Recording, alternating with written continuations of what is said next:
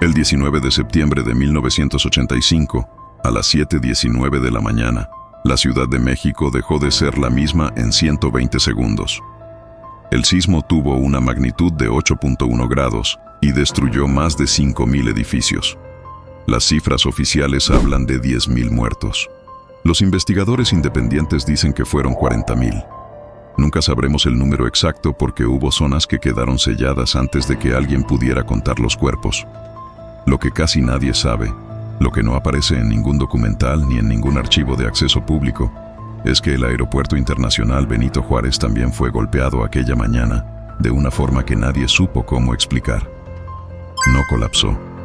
No apareció en los noticieros como zona de catástrofe. Siguió operando porque la ciudad necesitaba desesperadamente que siguiera operando. Pero hay una sección completa del edificio que nunca volvió a abrirse después de ese día. Y no fue por daño estructural. Fue por lo que encontraron adentro. Yo me llamo Eduardo.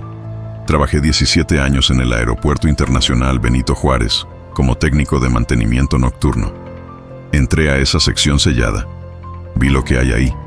Y lo que voy a contarles esta noche no está en ningún reporte oficial porque las personas que lo documentaron tomaron una decisión muy específica, que era mejor que nadie lo supiera jamás. Antes de que sigan escuchando, necesito que entiendan algo. Hay información que una vez que entra en tu cabeza, no puede salir. Que cambia la forma en que ves los lugares que frecuentas, las caras de los desconocidos, los sonidos que antes ignorabas. Si creen que pueden vivir tranquilos sin saber esto, cierren el video ahora mismo. Pero si siguen aquí después de esta advertencia, entonces ya tomaron una decisión, y esa decisión tiene consecuencias. Permítanme contarles primero lo que sí es público, lo que cualquiera puede buscar y verificar en este momento. El Aeropuerto Internacional Benito Juárez fue inaugurado oficialmente el 15 de noviembre de 1952 durante el gobierno de Miguel Alemán. Está ubicado sobre lo que alguna vez fue el lago de Texcoco, territorio que los aztecas consideraban sagrado, zona de tránsito entre el mundo de los vivos y el inframundo según la cosmología náhuatl. Ese detalle siempre me pareció irrelevante hasta que dejó de serlo. Durante el terremoto del 85, los registros oficiales del aeropuerto indican que se suspendieron operaciones durante aproximadamente 6 horas y que los daños fueron menores. Lo que esos mismos registros no mencionan es que durante esas 6 horas hubo personal que no pudo ser evacuado del ala este del edificio principal, no porque quedaran atrapados bajo escombros, sino porque cuando los equipos de rescate llegaron a esa zona, encontraron algo que los detuvo en seco y que nunca reportaron por los canales oficiales. Yo no supe nada de esto cuando me contrataron en el año 2000. Nadie me dijo nada durante mi primer año de trabajo.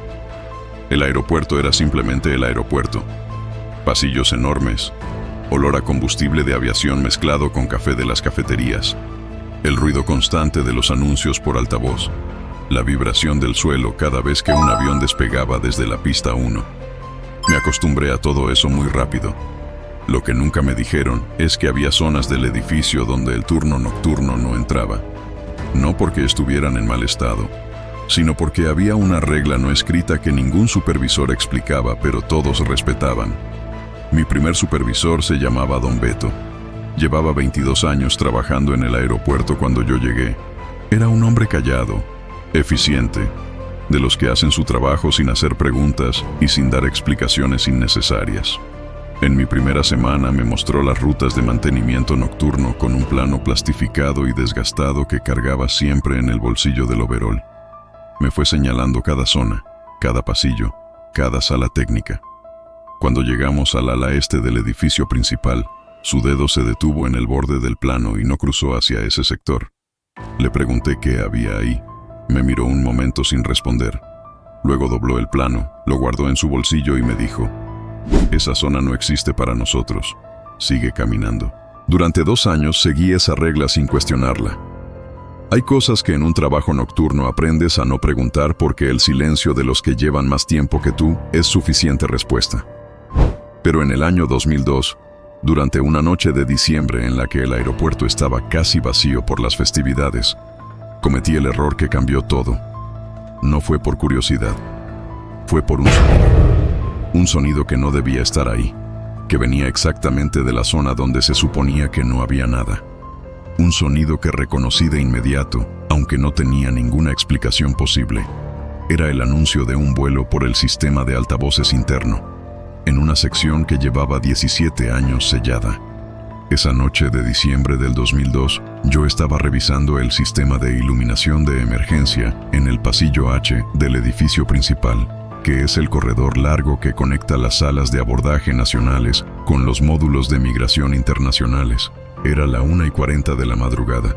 El aeropuerto a esa hora tiene un sonido muy particular. El zumbido de los sistemas de ventilación, el eco lejano de algún vuelo tardío, los pasos de los pocos trabajadores que quedan en turno. Es un silencio que no es silencio, sino una capa de ruidos constantes que el cerebro aprende a ignorar. Esa noche, debajo de todos esos ruidos, escuché algo diferente. Era una voz por altavoz. Clara, femenina, con la cadencia exacta de los anuncios de vuelo. Pero venía de la dirección equivocada. No venía de los altavoces del pasillo H donde yo estaba. Venía de más adentro, de detrás de la pared que delimitaba el ala este. Caminé hacia el origen del sonido con la linterna en la mano, diciéndome que era algún sistema viejo que había quedado conectado, algún error técnico que yo podría reportar y resolver. Era la explicación más razonable. Me aferré a ella durante los primeros 3 minutos. La pared que separa el pasillo H del ala este tiene una puerta de servicio metálica que en todos mis años de trabajo siempre había visto cerrada con candado y sellada con cinta de seguridad naranja. Esa noche la cinta estaba cortada, no rasgada, no desprendida por el tiempo, cortada, con algo filo. El candado seguía puesto, pero la argolla estaba abierta, como si alguien hubiera usado una llave. Hubiera entrado y hubiera vuelto a colocar el candado sin cerrarlo del todo. Empujé la puerta con el hombro y cedió sin resistencia. El aire que salió de ahí me golpeó en la cara como un puño frío. No era el frío del aire acondicionado industrial, era otro tipo de frío. El frío de un lugar que ha estado cerrado mucho tiempo, que no ha recibido circulación de aire en años, que huele a algo que tardé varios segundos en identificar. Olía a perfume, no a humedad, no a polvo, no a pintura vieja, a perfume de mujer, dulce y anticuado, del tipo que mi abuela usaba en los años 80. En un pasillo que llevaba casi 2 décadas sellado, a la 1:40 de la madrugada, había un olor a perfume fresco, como si alguien lo acabara de aplicar hace minutos. Entré 3 pasos. La linterna iluminó un pasillo corto que desembocaba en lo que claramente era una sala de espera. Sillas de plástico naranja acomodadas en filas, el tipo exacto de mobiliario que el aeropuerto usaba en los años 80 y que había sido reemplazado por completo en los 90. Un mostrador de abordaje al fondo con monitores apagados. Y en el suelo, frente a las sillas, maletas, varias maletas de diferentes tamaños, algunas abiertas, con ropa doblada adentro, como si sus dueños las hubieran dejado ahí un momento y fueran a regresar por ellas en cualquier instante. Di un paso más hacia adentro.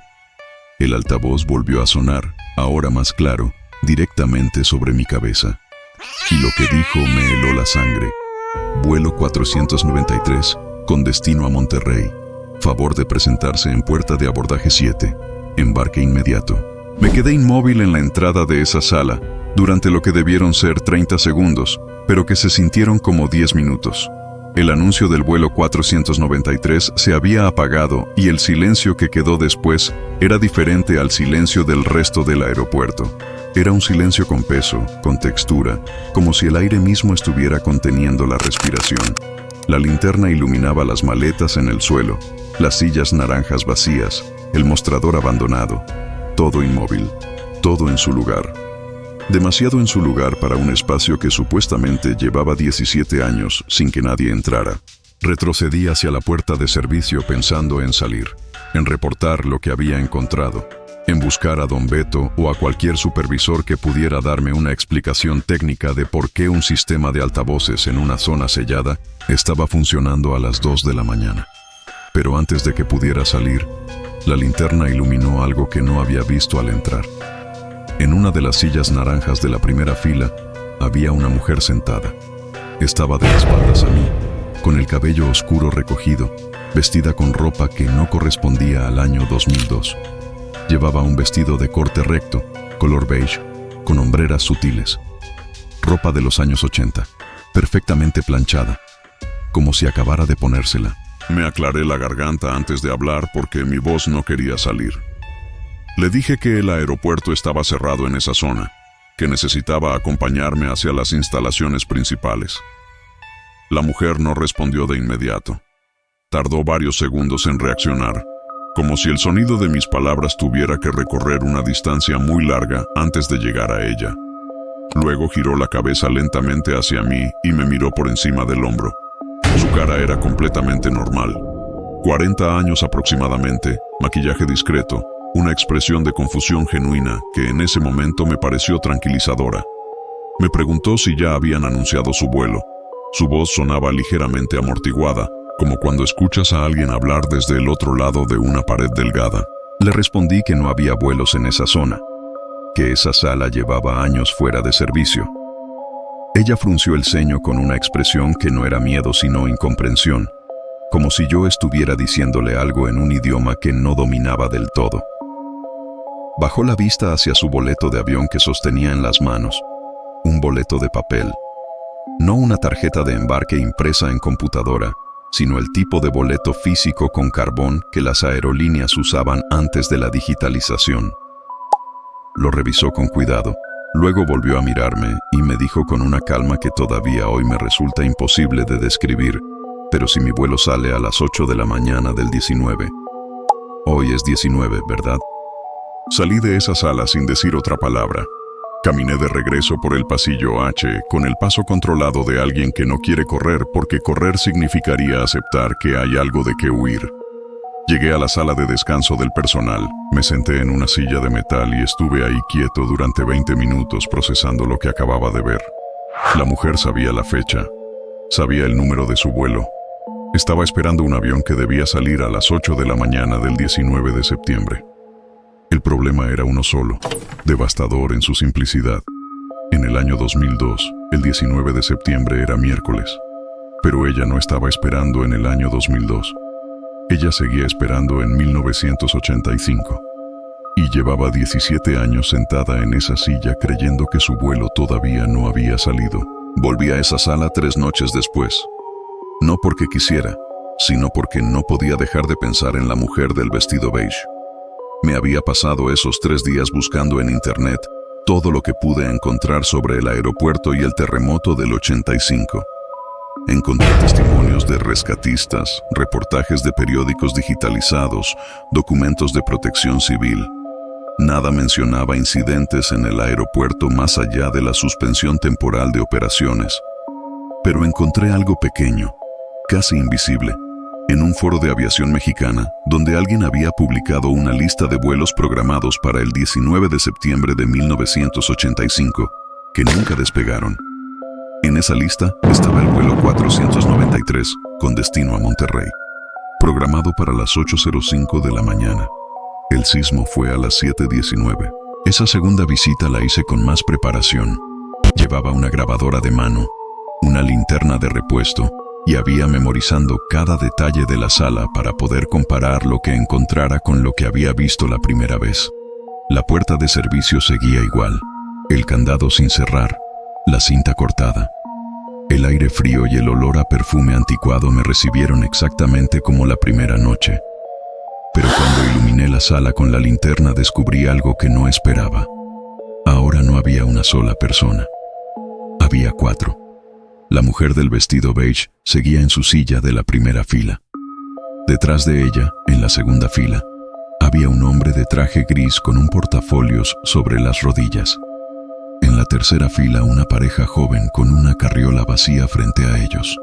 Todos mirando hacia el mostrador de abordaje. Todos con la misma postura de espera tranquila de quien sabe que su vuelo va a salir puntual. Me acerqué al hombre del traje gris porque me pareció que su posición en la sala me permitía hablarle sin tener que pasar frente a la mujer de la primera fila. Le pregunté su nombre.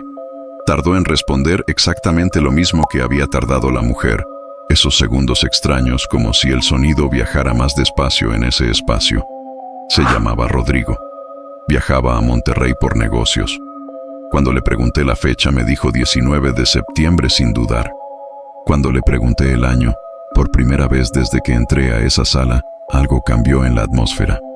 El hombre me miró con una expresión que no era confusión, sino algo más profundo, algo parecido al reconocimiento de una pregunta que no debería hacerse. Abrió la boca para responder, y en ese momento exacto, el altavoz volvió a activarse. El anuncio del vuelo 493 llenó la sala. Todos los presentes giraron la cabeza hacia el mostrador al mismo tiempo, con un movimiento sincronizado que no era natural, que parecía coreografiado por algo que no era voluntad propia. Salí corriendo esa noche. No me importó el protocolo ni las apariencias. Corrí por el pasillo H hasta llegar a la zona iluminada del edificio principal y no paré hasta llegar al baño del personal donde vomité del miedo. Tardé una semana en poder dormir más de 3 horas seguidas, pero lo peor no fue lo que había visto en la sala. Lo peor fue lo que descubrí cuando revisé la grabadora que había llevado esa noche.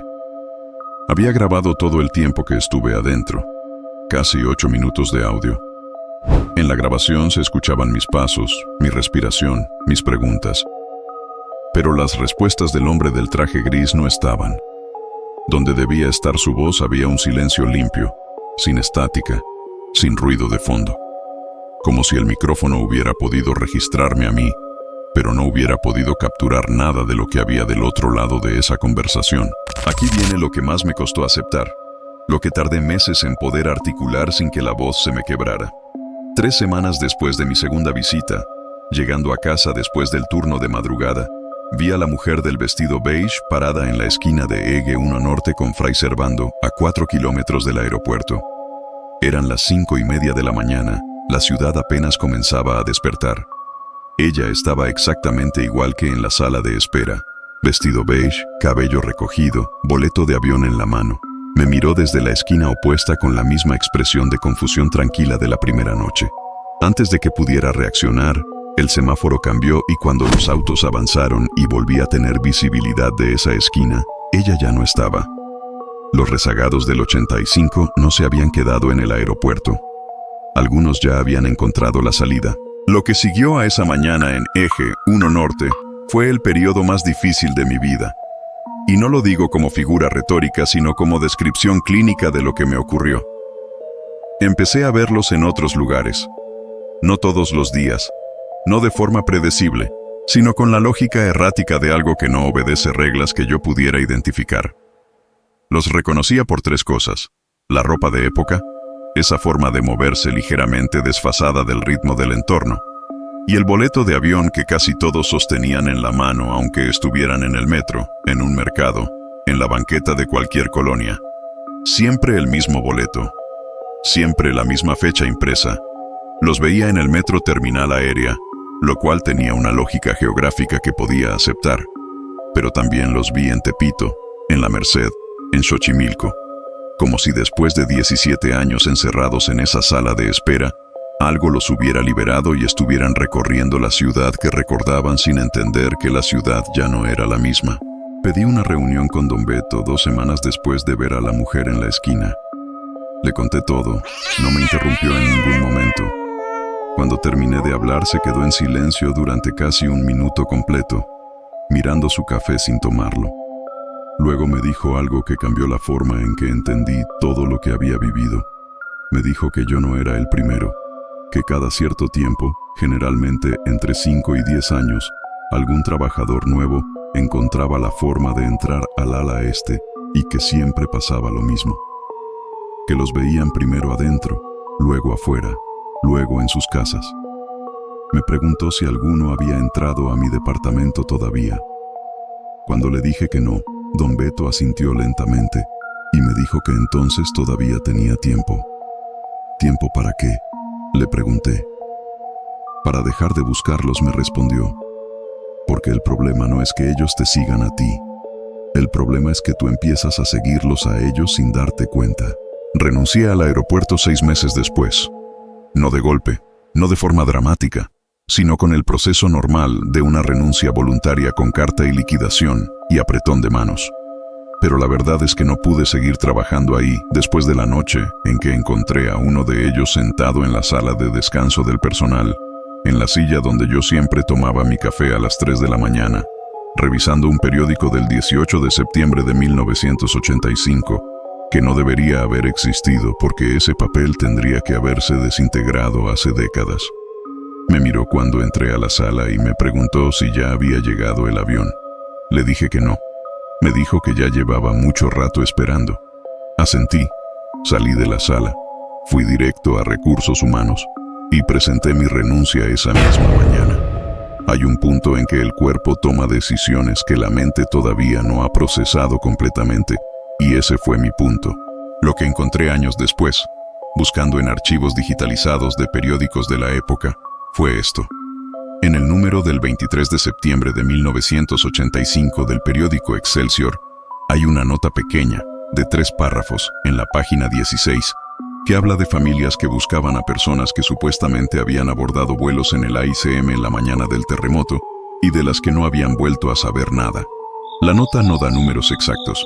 Dice solamente que las autoridades aeroportuarias estaban revisando los registros de pasajeros de los vuelos del 19 de septiembre para determinar quiénes habían abordado antes del sismo y quiénes no. Esa revisión, según la nota, estaba siendo coordinada con Protección Civil. No encontré ninguna nota de seguimiento, ningún resultado publicado, ninguna cifra oficial de pasajeros desaparecidos en el aeropuerto ese día. La investigación simplemente dejó de aparecer en los periódicos como si alguien hubiera decidido que era mejor no seguir tirando de ese hilo. Han pasado más de 20 años desde que renuncié al aeropuerto. Ya no los veo con la frecuencia de antes, pero no han desaparecido del todo. Cada año, puntualmente en la tercera semana de septiembre, veo a alguno. Siempre cerca del aeropuerto, siempre con el boleto en la mano, siempre con esa expresión de confusión tranquila que ya aprendí a reconocer desde lejos. El año pasado vi a una niña de unos 8 años parada sola frente a la entrada del metro terminal aérea. Vestido de flores, calcetas blancas, zapatos de charol.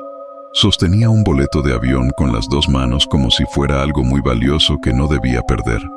Cuando me acerqué me preguntó si yo sabía dónde estaba su mamá, que se habían separado en el aeropuerto y que su mamá le había dicho que esperara ahí. Le pregunté cómo se llamaba su mamá. Me dijo un nombre. Y luego me dijo que llevaba mucho rato esperando, pero que no le importaba porque su mamá siempre llegaba. Tuve que alejarme, no pude hacer nada más, porque la única verdad que conozco sobre los rezagados del 85 es la más cruel de todas.